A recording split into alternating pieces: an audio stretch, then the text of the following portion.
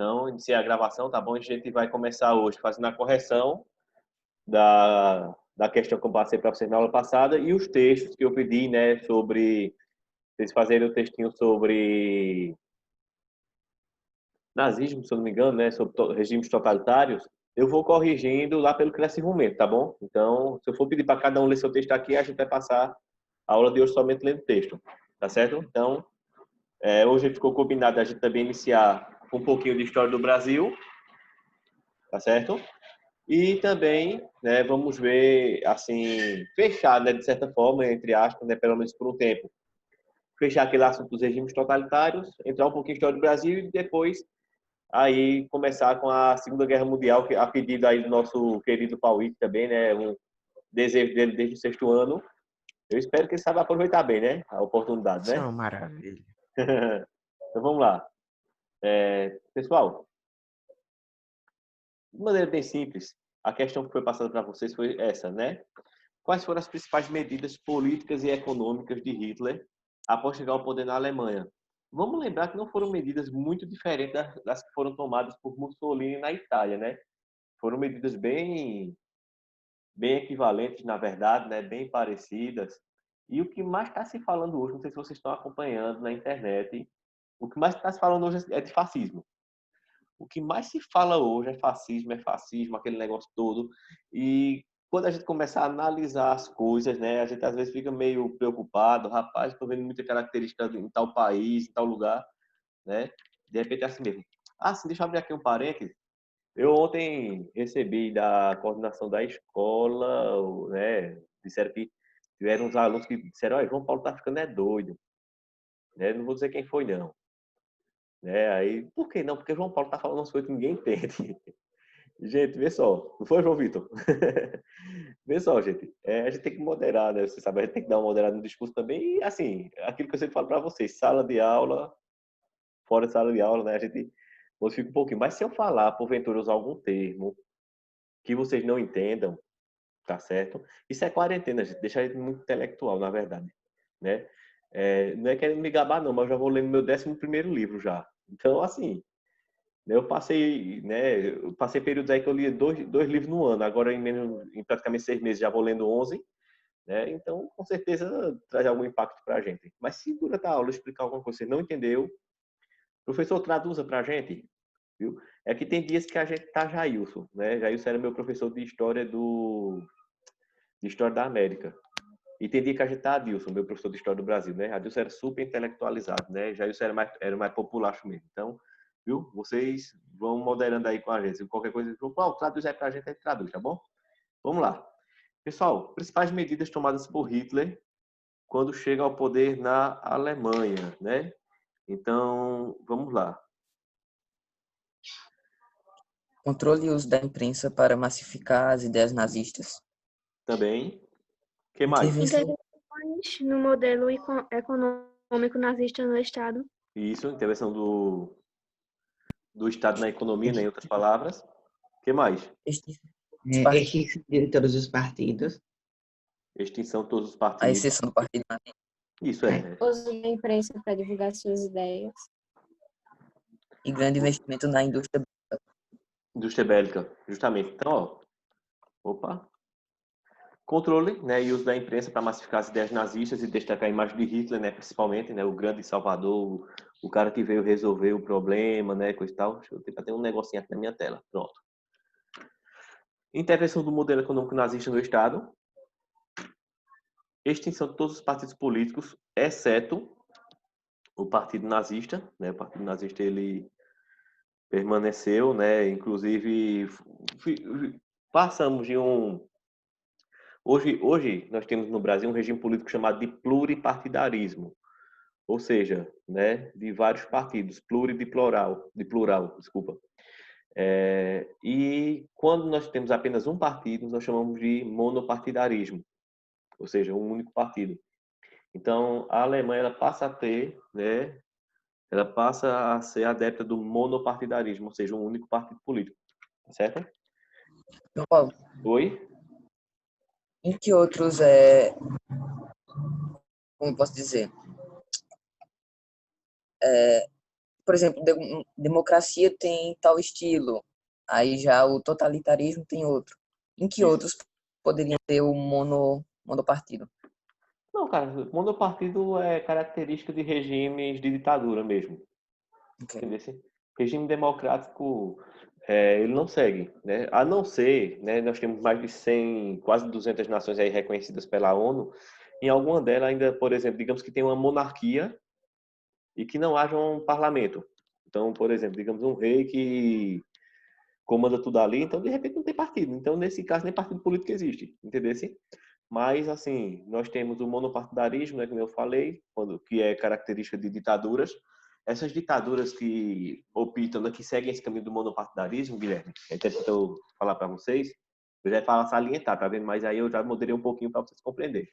É interessante eu falar para vocês essa questão, essas ditaduras que são implantadas e que depois optam pelo monopartidarismo, geralmente são governantes que chegam ao poder por vias democráticas. Algum acesso por alguma via democrática. Então, por exemplo, é o cara que, por exemplo, no caso de Hitler, foi primeiro-ministro, depois tomou o poder. Às vezes o camarada é eleito presidente de maneira democrática e aí dá um golpe de Estado. Então, são várias formas, né, que levam o monopartidarismo a acontecer. Só que hoje eu acho muito difícil, acho pouco provável que ocorram, né? Embora, assim, nós eu tenho visto, né, eu tenho analisado de maneira particular muita coisa assim no Brasil que eu não tenho concordado, né, com relação, só um minuto, Felipe, com relação algumas coisas que o povo está vindo pedir, né, que nem eu já relatei para vocês na aula de quarta, né? Que voltar à ditadura, fecha o STF, fecha o Congresso, não sei o quê. Eu não sou a favor dessas coisas, mas, assim, eu creio que seja pouco provável hoje nós chegarmos a um ponto de uma ditadura e essa ditadura se converte no monopartidarismo, até porque existem outros órgãos, né, que regulam hoje. A gente tem a ONU, por exemplo, que bate em cima.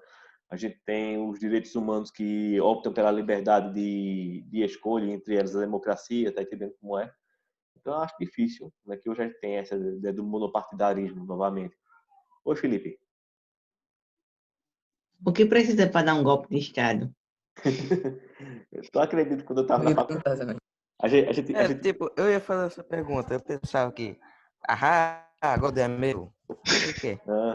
Cara, vê só, eu acho engraçado que quando eu estava na faculdade, aí de vez em quando me revoltava com algumas coisas, eu me dizia, João Paulo, bora organizar, vamos dar um golpe de Estado lá em São Joaquim.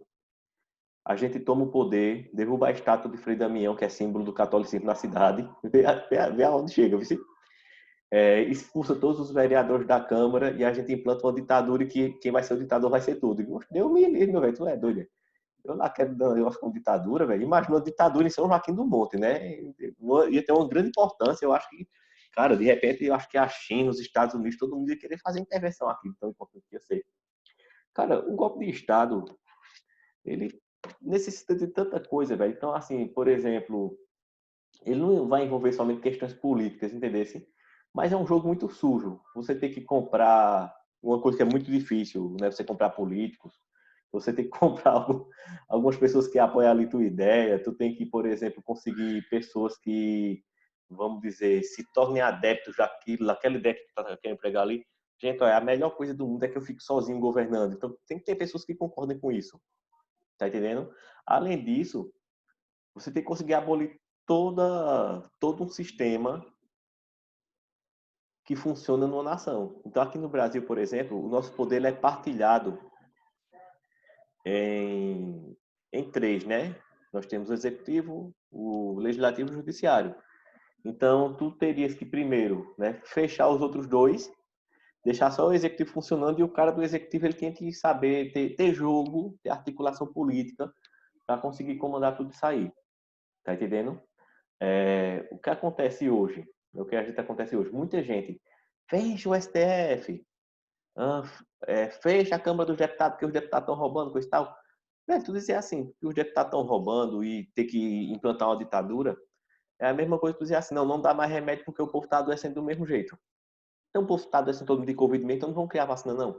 Cara, não existe. A democracia é o remédio para tudo. Então, o problema às vezes é o seguinte, o povo ele grita, que o político é corrupto, que o político é isso, que o político é aquilo, e na eleição seguinte vota no cara. Tá entendendo o que eu quero dizer? Então não adianta chegar, não, tal vereador, tal prefeito, tal governador, tal deputado, é isso e aquilo. E na eleição seguinte eu né, votando no cara. A gente tem que se afirmar politicamente também. Tá certo? Então, às vezes o que é que acontece? Né? O pessoal mais velho diz assim: oi, meu filho, todo mundo chega na sua casa, você diga que volta. Você diga que volta. Cara, eu não digo não, velho. Não digo não. Se o cara chega, olha, eu tô precisando do seu voto, tá bom, velho, mas não dá. Eu já tenho um compromisso com outra pessoa para votar ou decidir não votar. É nem porque a partir do momento que a gente faz parte do jogo, a gente não tem o que reclamar dele. Olha, rapaz, você tá precisando de quê? Não, tô precisando de um saco de cimento, tô precisando de uma dentadura. Dentadura, viu, gente? Não é ditadura não, viu? Tô precisando de uma dentadura, tô precisando de uma coisa, tô precisando de uma conta de energia, de uma conta de água, pessoal. E precisar todo mundo precisa, mas a partir do momento que eu aceito isso como um favor de um político, eu tô fazendo o jogo dele. Em outras palavras, né? Eu tô fazendo o mesmo jogo dele.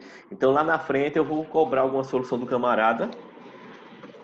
Ele vai olhar para mim e vai dizer, rapaz, olha, tá certo, né? Tua reivindicação, tu tá precisando realmente desse calçamento, tá precisando realmente dessa documentação para tua empresa funcionar, mas eu não te devo mais nada. Não, mas por quê? Aquela conta tua de água que tava atrasada, até não, né? Mas eu paguei, então, felizmente não tem muito o que cobrar de mim, não. Então a gente... Há uma série de jogos, né, que podem levar a essa questão do golpe de Estado. E a gente vê muita coisa na história, cara. Eu estava dizendo ontem, o mundo está mudando muito. Vocês veem, faz uma semana mais ou menos que um policial matou um rapaz lá nos Estados Unidos. E faz uma semana que os Estados Unidos está em protesto. A Casa Branca apagou as luzes à noite, o presidente lá dentro com medo do que poderia acontecer. Né? E a Casa Branca é só apagar as luzes quando o presidente morre. Né? O presidente morreu, aí eles apagam o sinal de luto. Só que o presidente apagou as luzes e ficou lá dentro com medo. Né? Por questão de segurança. O pessoal está invadindo as ruas em Nova York, né? Tá tendo uma série, não só em Nova York, nos Estados Unidos de maneira geral, tá tendo uma série de protestos. Aqui no Brasil, acho que anteontem, se não me engano, tem um caso de uma criança que foi morta, né? Que, assim, foi morta, de certa forma, por imprudência. E eu pensando que a pessoa era bem desconhecida, né? A pessoa que matou, esposa do prefeito de Tamandaré. É um lugar que eu sempre frequento, entendeu? Inclusive o prefeito lá eu já conhecia o cara e tudo mais. Então, assim, são coisas que vão sendo pontuadas, né? A gente está numa sociedade em que as coisas estão acontecendo e muita gente não está se dando conta do momento. Então, esse momento que a gente está passando é muito importante. Eu até tenho dito ultimamente o seguinte: lembra que a história tem várias divisões? Pré-história, história antiga, Idade Média, Idade Moderna e Idade Contemporânea. Eu creio que nós estejamos passando por um período de transição. Talvez nós estejamos entrando na idade pós-pandemia. Né? Sem exagero, não sei se o nome vai ser esse, mas que o mundo não vai ser o mesmo depois que passar esse troço que a gente está passando hoje. Não tem como o mundo ser mais a mesma coisa. Não tem, cara. Entendeu? Então,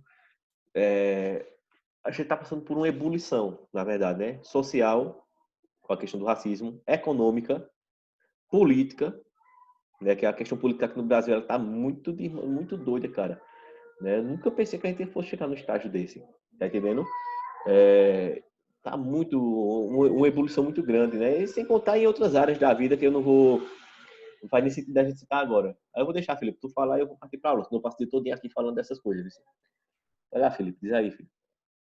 Eu vi uma teoria que era o seguinte: entre o tempo que o povo estava descobrindo o calendário e tal, se perderam 8 anos da vida, 8 anos do mundo.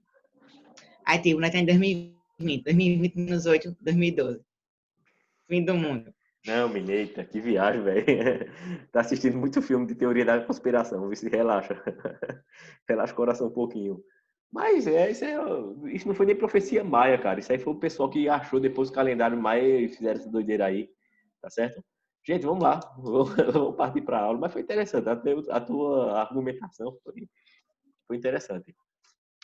E quem sabe não seja, né? Mas não, não da forma apocalíptica como algumas pessoas acreditam, né?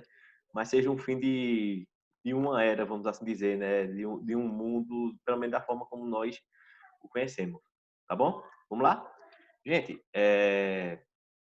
vamos estudar hoje, né? Começar a estudar hoje, na verdade, os conflitos rurais e urbanos no Brasil. Vamos já iniciar pelos conflitos rurais, né? Então, os três principais conflitos rurais ocorridos no Brasil, né? Canudos, Contestado e o Cangaço. Só a página aqui, que eu esqueci de colocar aí para vocês. Para vocês abrirem aí no livro de vocês. Página... Quem achar primeiro do que eu aí, por favor. Conflitos rurais no Brasil. Eu sempre costumo botar no slide. E hoje tive essa falha. Mas vamos lá. Conflitos 115. rurais e urbanos. Isso, 115. Página 115, tá certo? 115. Tá bom? Vamos lá. Essas páginas. Então, assim, a gente vai começar hoje. A gente vai fazer hoje, na verdade, uma aula introdutória a respeito dos conflitos rurais no Brasil, tá certo? E a partir da próxima semana a gente vai pontuando cada um desses conflitos, tá bom? A gente vai Canudos, Contestado, Cangaço, assim por diante, tá certo? Uma coisa que a gente tem que levar em consideração aqui é que esses movimentos eles têm características muito semelhantes um ao outro, tá certo? Há certos encontros em algumas características a respeito desses movimentos, embora nem todos eles tenham ocorrido na mesma região. Então, eu vou citar como exemplo o seguinte, né? Canudos, né? Ele vai acontecer no sertão da Bahia. O Contestado vai ocorrer numa região ali de divisa entre estados de Santa Catarina e Paraná. E o Cangaço, ele vai ter um campo de atuação maior. Só que ele vai, vamos dizer assim, ter como área de atuação mais intensa o sertão do estado de Pernambuco, o sertão do estado de Alagoas.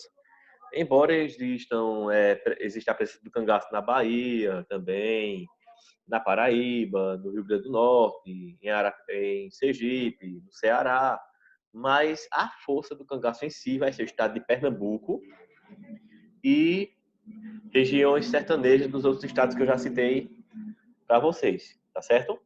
Então, em termos de datação, Canudos vai acontecer ali no finalzinho do século XIX, o Contestado início do século XX e o Cangaço vai ter ali entre o final do século XIX e a quarta década, ou seja, mais ou menos a década de 1940 já do século XX, tá certo? É um período de ebulição, na verdade, então, deixa eu só voltar aqui um minutinho, conversar com vocês.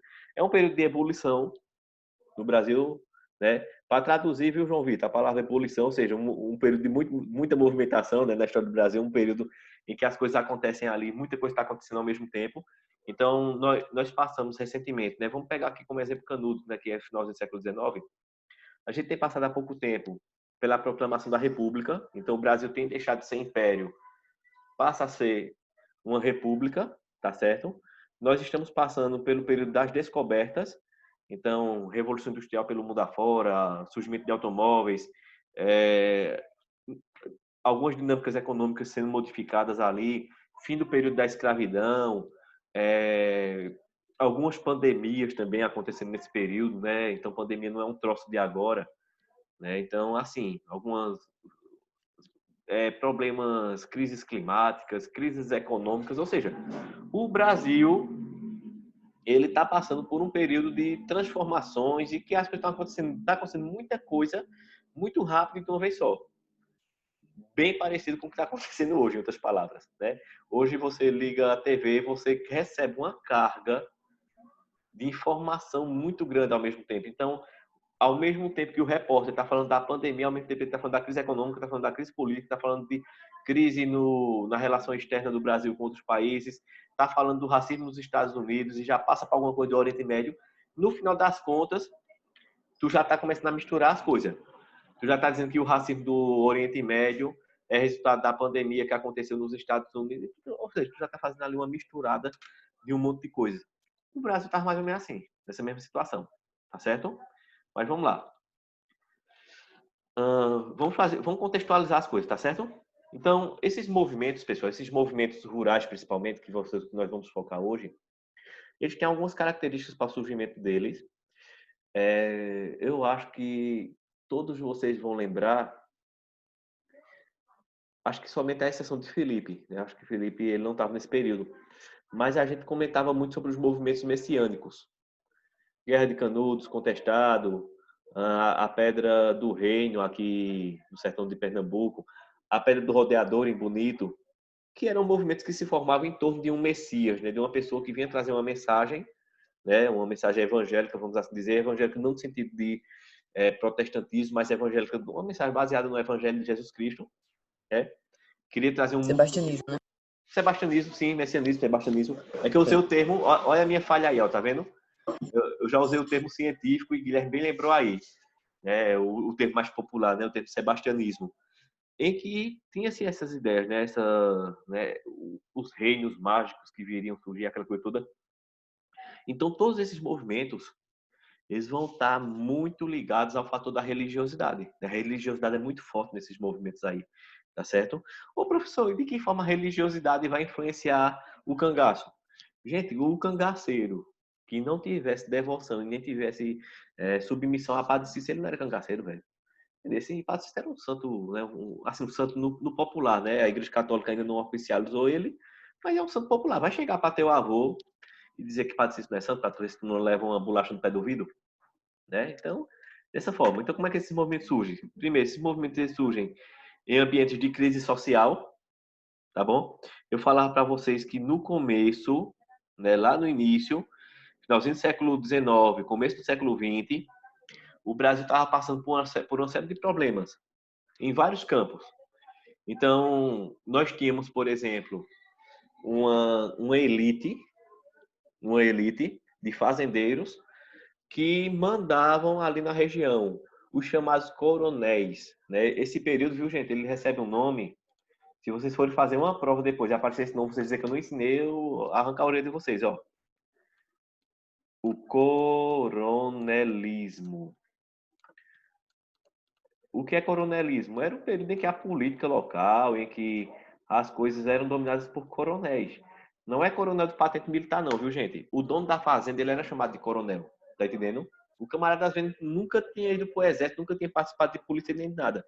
Mas porque ele era dono de uma fazenda, o pessoal chamava ele de coronel. Olha, eu trabalho na fazenda do coronel fulano. Às vezes era coronel, às vezes chamava de major. Ô, professor, Oi? você assistiu o Velho Chico?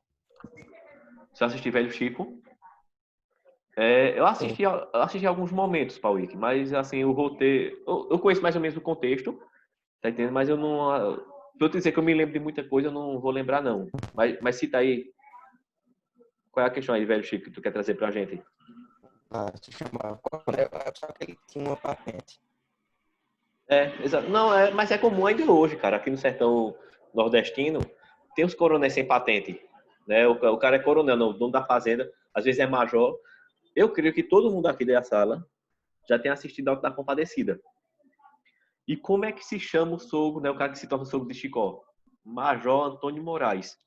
Talvez nunca tenha sido major na vida dele, mas porque era um homem rico, um homem importante ali na região, né? Dominava geralmente esses majores, esses coronéis, eles dominavam o curral eleitoral ali, entendeu? Então, geralmente, as pessoas que moravam ali próximo, que moravam nas terras dele, votavam em quem ele mandava, tá certo? Sobre isso, depois a gente faz uma aula sobre o voto de Cabresto, para vocês conhecerem, né? Esse período da história do Brasil é bem interessante. Então, assim, era um período de ebulição, cara. Era um período de ebulição social, de poucas pessoas comandando muita gente, tá certo? Então, a gente tem o primeiro ingrediente para um movimento social surgir, tá bom?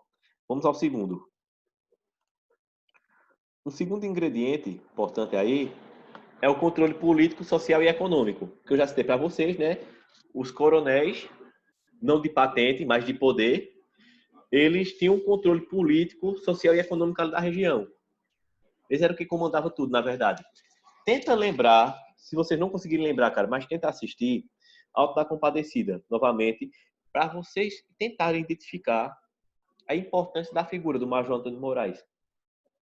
O padre morre de medo dele, o bispo morre de medo dele, o dono da padaria morre de medo dele, ou seja, há um respeito por ele, né? Ele chega no cavalo todo pomposo, coisa e tal, né? Há um respeito, né? Não, ó, lá vem ali o Major Antônio Moraes, aí o João Grilo apronta aquele negócio, né? Para o padre abençoar a cachorra, dizendo que é do Major.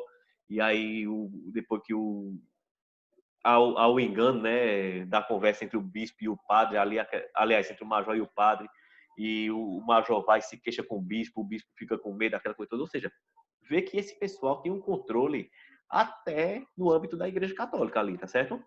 Gente, eu vou tentar acelerar aqui um pouquinho, devido ao tempo que o Zoom mandou aqui pra gente, mas, logicamente, a gente sabe que hoje a gente divide em 2 aulas, né? Concentração do poder, né, na mão dos coronéis. Opa, sim, deixa eu só pontuar aqui uma coisa para vocês. Os coronéis, tá certo? Como eu falei para vocês, eles concentravam todo o poder na mão deles. E assim, de maneira bem direta, aquele negócio que a gente vê em filme, do coronel que anda com um bocado de capanga, aquela coisa toda, e que os capangas vão lá na casa daquele pessoal bem pobrezinho, e mata o povo, e dá pisa, e faz isso, faz aquilo. Mesma coisa. O cenário era esse, tá certo? Tudo levava a isso, tá bom? Não tinha lá grandes diferenças não, tá certo? É a arte imitando ali o que na verdade acontecia no período. Então, quando tu pega esses ingredientes e quando tu junta esses ingredientes aí, quando tu junta todos esses problemas, há muita chance da gente ter algum tipo de revolta, há muita chance do povo reagir de alguma forma, né? Então, eu costumo até dizer assim, sabe? A galera lá no final do século XIX, começo do século XX, era mais braba do que a gente. A galera não aguentava muita coisa, não. Tá entendendo?